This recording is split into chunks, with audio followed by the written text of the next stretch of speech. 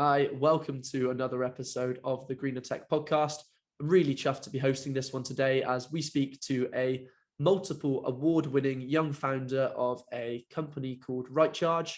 Today, Charlie Cook will be telling us all about the platform, what its uses are, and how it's saving the EV user money over the course of the year by selecting the right tariff for them, depending on the make, model of vehicle, but also a whole host of other features which are current and also future features in which they're going to integrate into the platform to make it so much easier to use, more reliable, and also save the user even more money in the long term.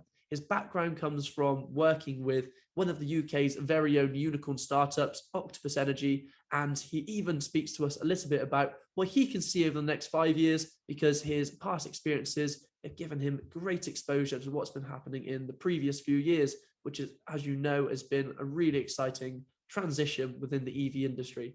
Tune in for more.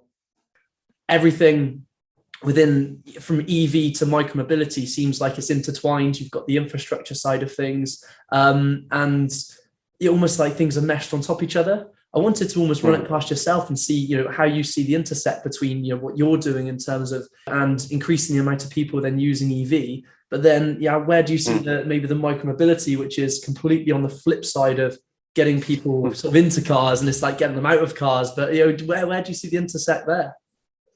Yeah, that's a great point. Nice place to start. And it kind of actually, I suppose it describes the way that I've come into the sector, because my ambition when I was back at university was actually to get into the energy sector. So I initially learned about the climate problem, probably like 2011, 2012, like got really into it at uni and studied the science behind the climate challenge. At that time, it was pretty obvious that the biggest issue, I guess, at the time was the fact that we were using fossil fuels to generate electricity, really, to be honest. And actually, if you look at the emissions from different sectors for the UK in particular, you go back to 2010 and power was the biggest emitting sector back then. And yet now that's actually flipped, or at least rather power has been decarbonized at such a rate that now transport is the leading, or land transport is the leading source of emissions in the UK.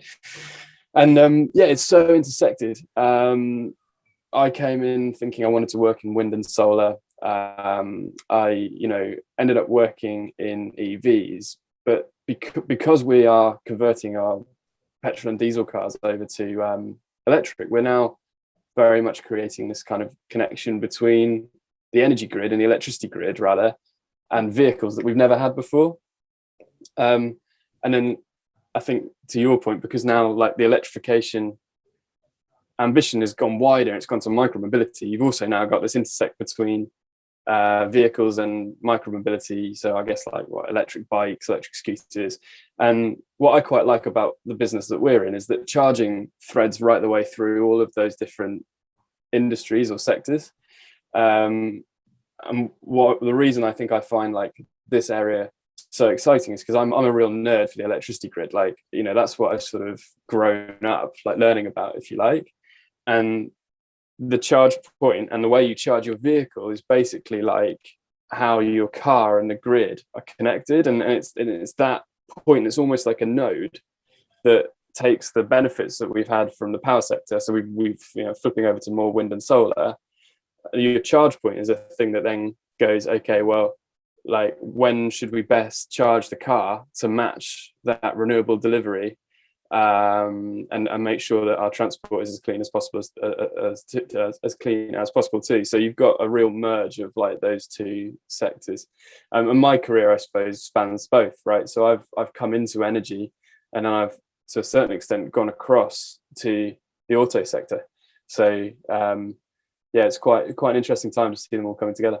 And with yourself, did you naturally go in your own sort of career, changing from one to the other, and make that decision yourself, or was it a case of as things then shifted, electric cars and EV was more of a talking point, there was more of an industry and more of a social change to it as well? Did you find yourself moving almost with the industry rather than from? I think I got buffeted about a little bit and landed in EV in a certain way, and it's quite a specific moment in time.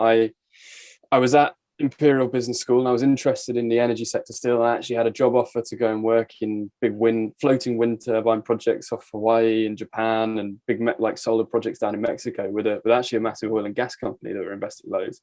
But then I just ended up at Octopus Energy for an internship, just because well, they were so small at the time I'd never heard of them, but there was a connection of mine, Fiona Howarth, who we sort of knew each other from before. She happened to have just started. So I did an internship with Fiona, and joining an energy supplier. And just at that time, it happened to be that Fiona and Greg Jackson, who runs Octopus, were starting an electric vehicle leasing company. So I was just asked to help out on the EV side, and that's where it all started. And then my role went into charging, really, to be honest, at Octopus, and it has continued to do so with Rightcharge. Yeah, and I think from a previous conversation with you, there's probably like two ways we can take the conversation now, because part of me wants to sort of keep finding out and continuing through your career and how you've ended up in your position, and obviously finding Rightcharge, but part of it as well, because you were working then with Octopus and then in the new vehicle section. Part of me wants to go down the, what were you looking at there, and ultimately how do you see that your involvement there has benefited how things are happening now? Because we actually touched before on a vehicle to grid scenario, didn't we, that you were sort of looking into at the time before some of the big players now have come out with some of their V2G solutions. But I'll tell you what, keep me going, Charlie, on yourself, because I really want to sort of know how you've ended up, to be quite honest, starting out Rightcharge. And we've not actually touched on at the moment a synopsis of who Rightcharge are and what they're doing. Yeah, sure. I think most EV owners, definitely speaking to colleagues in the office and people in the industry, know, because they've benefited from using your very simple to use but efficient platform. I guess, actually, to be honest, we could probably cover both, right? Because it's so intertwined in that the work that I was able to do at Octopus has definitely directly led into the ability to start this business and to run this business. And Octopus themselves were just unbelievably supportive with that process, which is fantastic. I think they, founded in an incredibly entrepreneurial sort of mindset, right?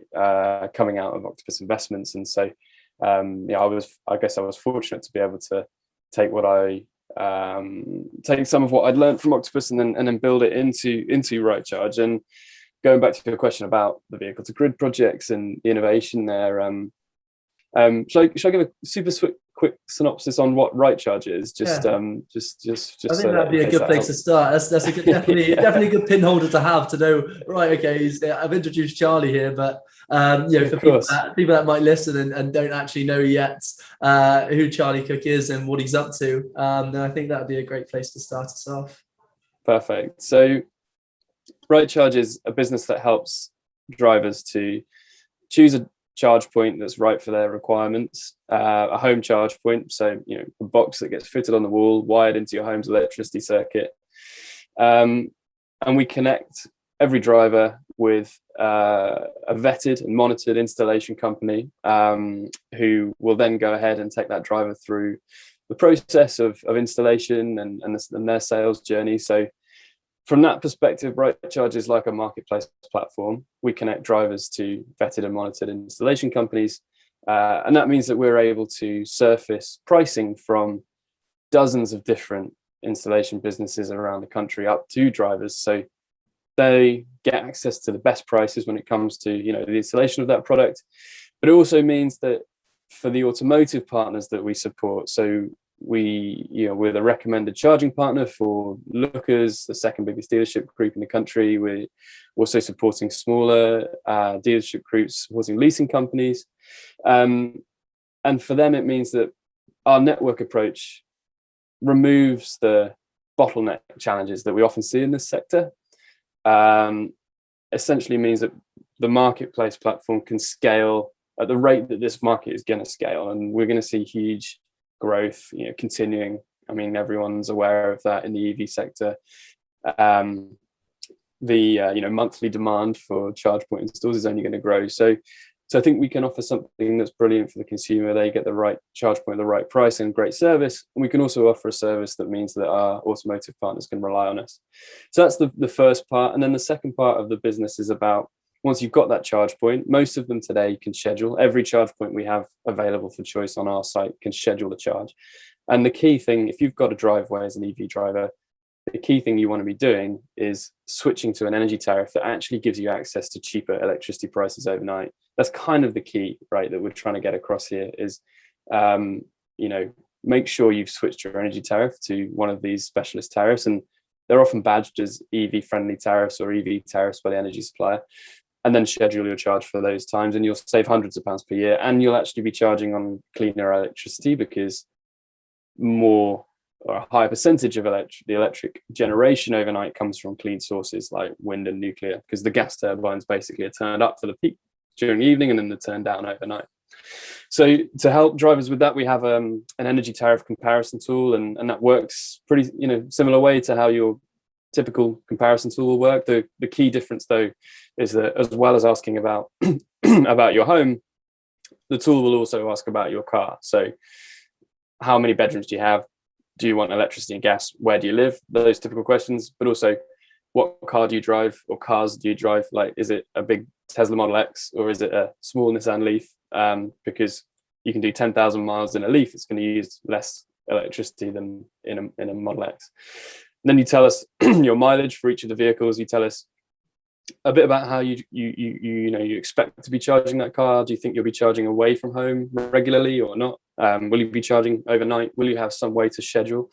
And that information then goes into a calculation to look at all the EV friendly tariffs and ranks them initially by price, and you can see the cheapest tariff and how that splits between the home and the car. So that's Rightcharge, I suppose, in a nutshell. Support with charge point installation and tariff comparison.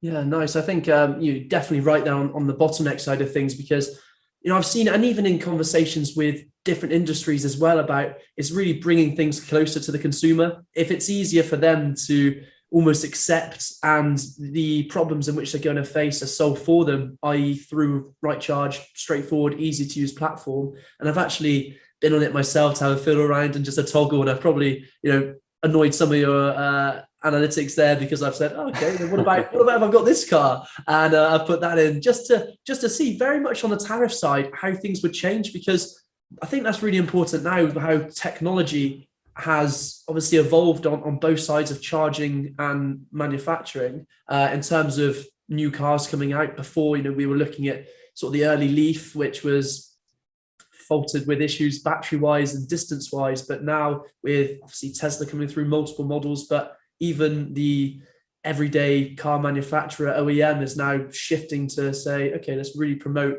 the electric vehicle cars in which we can produce same models what we were using before, but let's completely get the combustion engine, and let's just get battery back in. But how do you see, and from your side as well, then obviously almost being the middleman between the sellers and the consumer and having that platform, how do you see that the better tech now with charging and also EV cars, how do you see that that's benefited even yourself as a platform, and I suppose enabling the shift sooner? Do you think having that IoT function is on the charging side is quite a key core side of helping to save people money, but just make things easier for them as well? Yeah, no, absolutely. And our mission is actually to try and make smart charging the norm across the country, and to do that, technology that schedules charge, and it is an IoT system, like you say, because it's a connected device that is controlled by an application on your phone. You can put in your preferences for when you need that vehicle in the morning, and then it will intelligently figure out when you want to start and to stop charging in order to minimize the cost or carbon, if that's what you choose. So that tech underpins the ability for drivers to save money and carbon. And I think I see our role as making sure that the awareness of those opportunities and that product is out there, because there's a real challenge, I think, for the automotives we work with to kind of get that message across without starting to walk into murky waters of explaining energy tariffs and explaining different types of charge point. And fundamentally, they're trying to sell electric vehicles, and you know, and I think in a lot of cases they've got a hard enough challenge talking about the vehicles themselves in terms of kilowatts and kilowatt hours instead of liters of capacity and liters of fuel. So going that extra level to then describe the smart charging solution, I think, has historically been difficult, particularly before they, were able to point drivers to tools like ours, where it sort of helps them guide them through that process outside of the dealership without complicating the car sales process itself.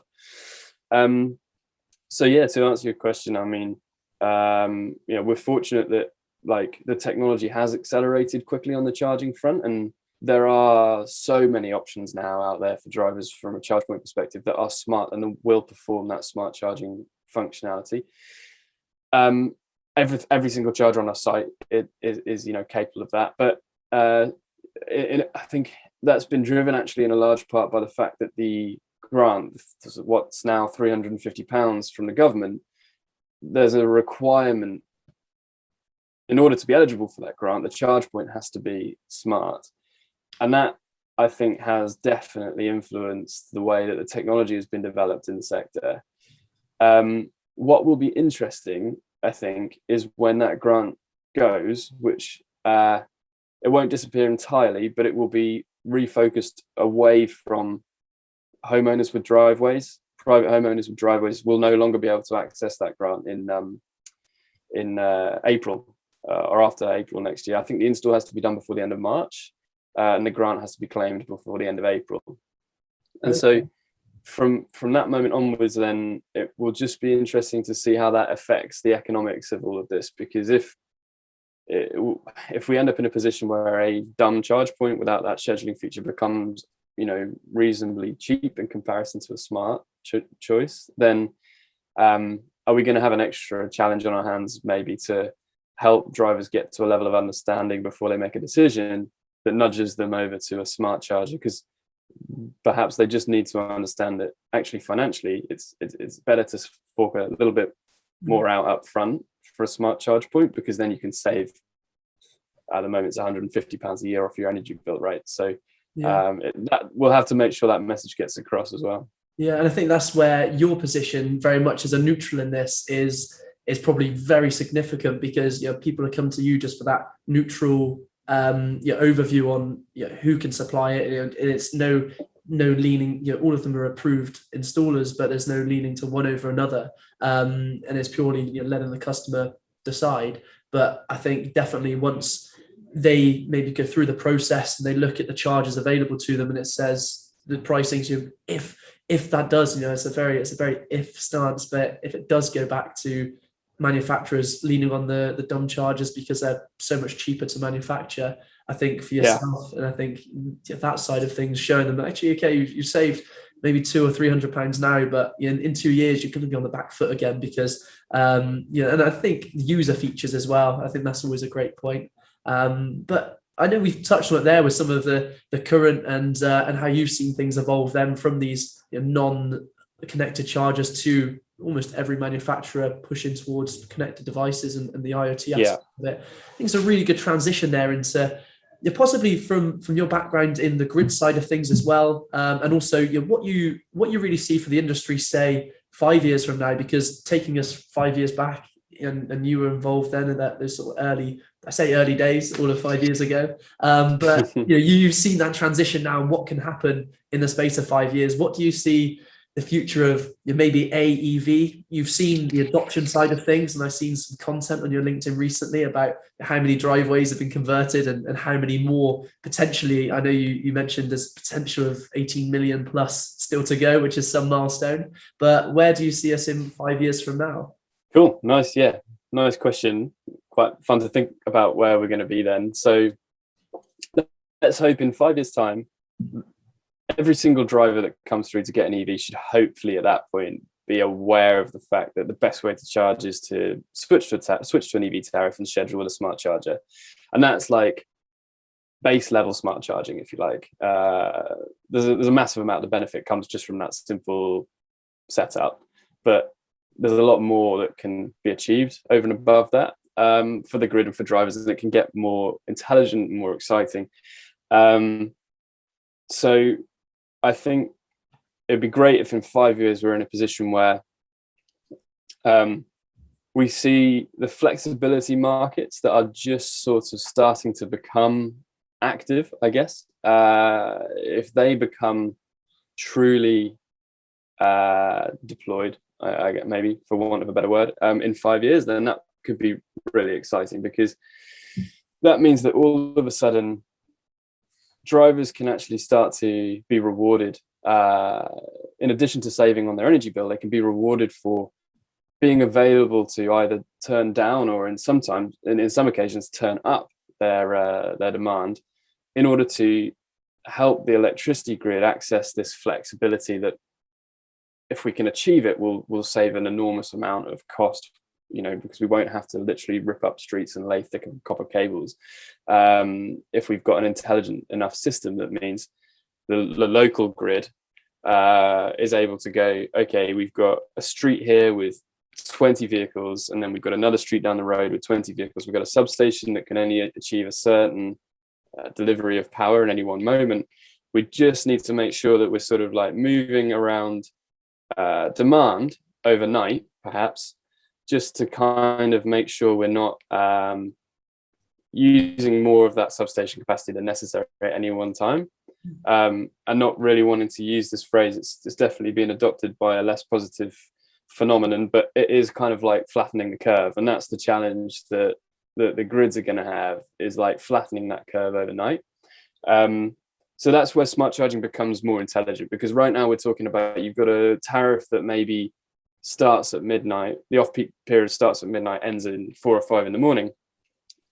It's relatively straightforward in that most charges schedules are going to start at midnight there, and then obviously then you're in a position where you sort of create a secondary spike, and so the next level of smart charging is going to be smoothing out that spike across towns and villages.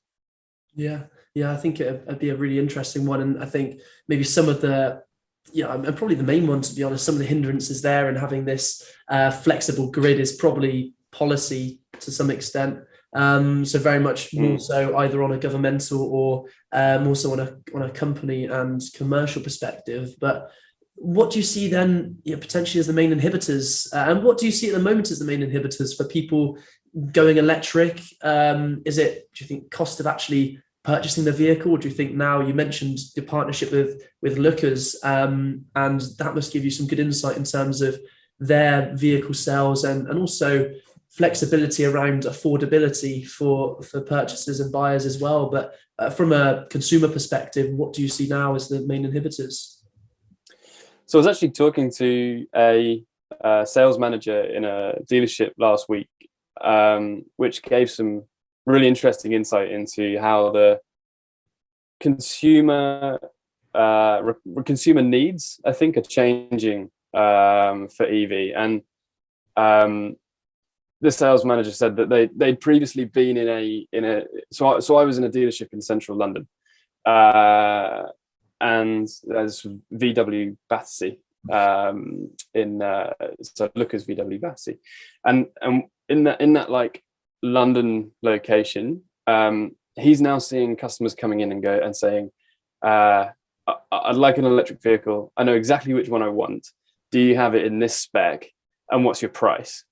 And that's very different to, I think, this particular guy's experience a couple of years ago. He worked in a more like rural location, where the typical customer sort of concerns were, I'm thinking about EV, but like I've got a lot of reservations, and could you help me to understand how I'm going to charge this, where I'm going to charge it? So the sales process is moving towards a place where it's becoming more like the standard sales process, where you don't have people coming in and asking where they can find a petrol station. Obviously, they're more interested in like, do you have this specific vehicle, and when can I get it, and how much is it?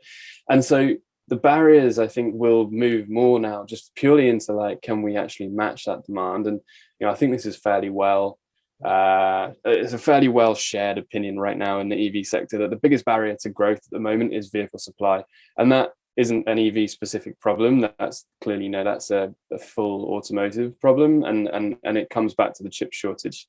So the chip shortage, I think, is going to continue to possibly be the biggest inhibitor to growth over the next 12 to 24 months. And the latest I've heard is that it might not return to normal levels until at least the end of 2022. So, for the next 12 months, I think at least it's going to continue to be the problem, and that's going to be the thing that it limits scale. That's in the short term. Beyond that, I think we'll be in a position where people are so comfortable with EV that it might just be that supply continues to be the challenge throughout this decade. And where I think demand was really the challenge in the last decade, and when I started in the industry, everything was about how do we build demand, how do we build confidence in EV. I definitely get the feeling that we've moved now into a place where people are confident, and it's just going to be, can we meet and scale fast enough? Can we meet demand and scale fast enough on vehicle supply? Public charging infrastructure, obviously a huge one. Like, can we really increase the deployment of that to a point where it meets uptake of vehicles? And home charging is going to suffer from the same issues. And bottlenecks in supply will be a problem, and that's why we're trying to gear this business up so that the network model means that we can overcome that bottleneck issue and can deliver customer service at scale, and the scales we're going to need to over the next 9 years.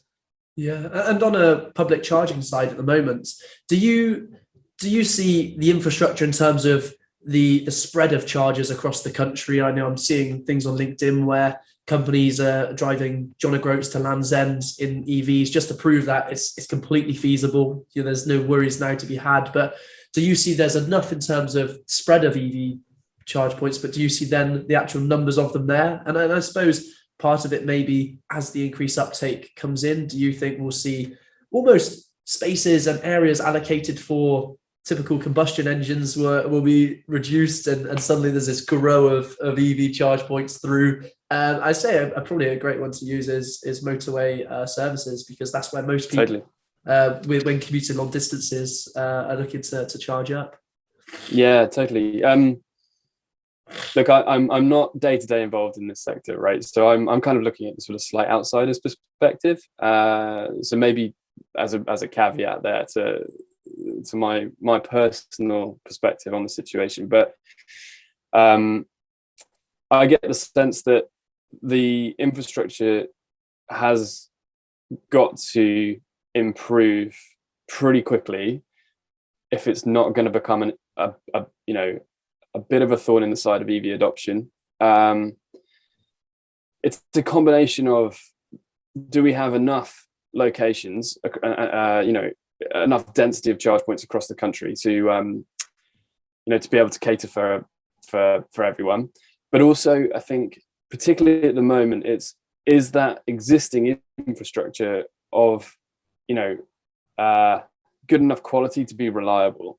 And it's one thing to have, over 10,000, it's probably closer to 20,000 different locations now across the country. Like, there are a lot of places you can charge a car, but the question is, how quick are those charges? How many of those are rapids, if that's what's required for certain use cases?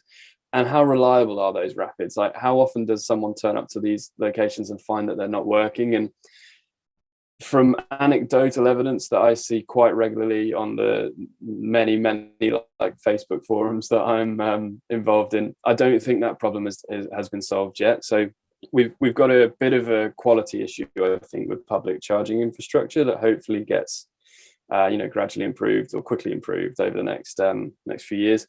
And then I think, to your point, then it's, can we roll out enough locations? Yeah, nice. And we touched on the increase in terms of uptake of EV at the moment.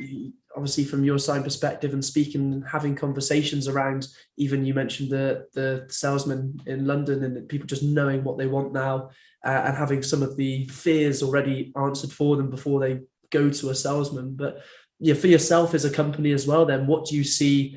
Is your growth as a company mirror matched to the industry as well? What do you see for Rightcharge moving forwards? Yeah, we already see it today. So we see, like, there's there's a sort of demand curve in a sort of month to month demand curve through the year for automotive. So you get the most sales in September and March when the plates change, and we see those spikes appear in our own EV demand. So definitely, we're riding on the same market forces already that other people are, and it's a nice place to be in. Like, if anyone ever starts a business, if you can start it in a market that's going to grow quickly, in a sort of 10-year time frame, that puts you in such a great position, because you end up with two growth curves. You end up with your own growth curve as a business in terms of how much market share you're able to increase, but below that you've got another growth curve that's compounding, because that market itself is growing every single year. So I think that's a huge positive for us as a business, as we can almost stand still and do nothing, and in a year's time, as long as we still exist, we should be bigger anyway, right? Yeah. so yeah, it's definitely a positive to be involved in this business, in this market. And I think a lot of other companies in the sector that I know of and I talk to, we're all experiencing the same thing, which is just like a constant growth underlying everything else we're doing as well. Yeah, and with yourself as a young founder, you sort of touched on a little bit of insight there in terms of anyone starting a new business or thinking of starting a new business. You see, and in ultimately an industry which is growing, you see these two curves. Do you have any other tips, sort of going back to when you started Rightcharge, and maybe some of the issues that you came across? I know, obviously, incredibly well connected as well, and I think some of those connections probably helped you having conversations and ultimately having questions and answers sort of fed back to you. But would you have any sort of other advice then? Do you think we've actually touched on something before of a founders episode, and I think so many people benefited from insight from someone who's been and done it, but for someone who's still very much in the mix of it, and in day to day, what sort of insight can you shed? Sure thing. There's an interesting thing around, do you start a business in a sector you already know, or is it okay to start a business in a sector you've got no idea or no experience, no connections in? Honestly, I think both of them clearly are possible, and I think you see a lot of examples of both. I think you see examples of people coming into sectors they've got no experience in, but they've got some sort of insight or skill set, particularly around tech. It's the common one, right, where they can bring that into a new market and actually get an edge on the competition straight away, even without having those connections or experience. For me, I think there's been clear advantages having been in the sector and building on what I was already doing in my career, and taking that into a business has been really helpful. So yeah, I don't know, maybe just one takeaway there is that maybe both of them are fine, if that's helpful advice. Yeah. The other big thing that I definitely think is useful for people who are starting out is, I think there's a tendency to sort of think too much about funding, and maybe that comes from like basic requirements. If you're approaching a new business and you're thinking, okay, I'm just going to focus full time on this, and it's going to be my only kind of opportunity for income, and you've got limited savings, you can only go so long, and so immediately from the get-go, funding becomes a really important part of that plan, because you can only go so long until you need to have more money in the business. And I think it does almost always take longer than you expect to get to revenue, and particularly to get to revenue where you're paying yourself. I mean, I'm only paying myself now what I was earning before Rightcharge, and it's been like 2.5 years, and I've gone through 2 funding rounds. So it's difficult. You probably shouldn't expect to be able to pay yourself within 6 months. Hopefully you can, and then yeah, focus on wherever possible. If it's at all possible, then do things to begin with that don't require that much money, just to test, like the basic assumptions of your business. Can you just get a couple of customers without going out and spending? Don't go out and spend 10, 20, 30, 40,000 on an app development or a website development. There's so many ways these days you can do stuff with very little spend. You can build a website with Wix, or worst case with WordSpace. You can set up automations in the background with tools like Zapier or Airtable. So you can do all the back end stuff yourself. You can do all the front end stuff yourself. And you don't need the perfect solution to begin with. You just need something to test the basics. And then that means you can put off funding for as long as possible. So I think that's one of the things that I've often I've said to a few people who've been starting out as a good way to approach it. Yeah, it's almost not fully bootstrap yourself, but don't spend money where money's not needed. Look at these open source methods. Look at people that have done the hard yards for you, and you can benefit off the back of what they've done. And I think maybe this next question, you might say, right, we're going to need to cut that part out. But I want to see, because it's obviously an industry as well, which is moving so fast. Do you see the Rightcharge platform now as the finished article? I know you're obviously always improving on the analytics and how you can make things more accurate from the answers that the customer has put in, but do you see additional features coming out? Is there anything in the pipe works as well that we can expect? And it's, I suppose, as things and consumer focus change as well, is the automotive industry almost meaning that you need to change what you initially had at the start and what you're going to have now and in the future? Yeah. No, great question. Definitely not the finished article. 100%. We're working super hard at the moment on building out the functionality of the site. We talk about the tariff piece is probably always going to be a comparison service, right? Like, it's kind of what it needs to be. The charge point piece we talk about as a comparison service, but only because we haven't built out the full journey to include the facilitation of the actual quote and payment and installation process. And so I think today we are a marketplace business. We connect drivers to installers, but our product is only built up to the comparison bit. And it's kind of analogous to, you going onto Airbnb and putting in your postcode and seeing a bunch of different places you can stay and prices of places. That's the comparison bit of Airbnb, right? But they don't then just go, oh, okay, you've selected Charles's house, so we're just gonna let Charles manage the rest, and that's where we are today. But where we want to be in the next 6 months is we facilitate that whole journey, and that's going to bring massive advantages to our ability to create a consistent journey for all of our customers, which is something that I think is important to the automotives. Also means we'll get great insight into how those journeys are going, so we'll get really good data points across how long is it taking for a customer to progress through that process and go through to install. And so that's the vision for the next evolution of the website, is to really turn the charge point service in particular into a marketplace platform solution, compared to the comparison and matching where we are today. Yeah, do you see, almost in a conversation with a chap called Albert Howard last week at Sourceful, which was all about supply chains, understanding, shortening. Do you think part of what you're doing is almost shorten that supply chain, in a sense that you're bringing the customer and the installer, not just closer together on your platform, but you're trying to match them? Say, I'm based in Bristol, and sometimes my cheapest installer could be someone who's driving from Swindon or Gloucester, or a sort of a city which isn't local to myself, purely because they're undercutting by £20, but ultimately they're driving 100 more miles round trip to install a charge point. Do you see is there some sort of ties there? Oh, absolutely, actually, Charles. Yeah, it's really close. I mean, I think what we're able to do here, what we're doing with Rightcharge, is we're unlocking a big resource of installers who otherwise would not be able to access, would not be able to provide services to the likes of the big dealership groups and leasing companies. And those leasing companies also wouldn't be able to take advantage of their services because they need a tech platform in the middle to unlock and organize that market. So I think it's pretty similar. Yeah, we're building a tech platform that's unlocking and organizing that sector.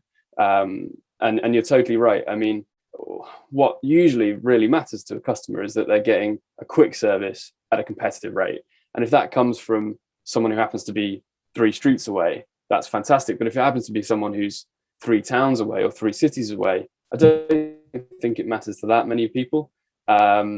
And so, yeah, by kind of just creating that aggregation system in between, we can make sure the customer's always getting access to whoever's going to be able to give them the best solution.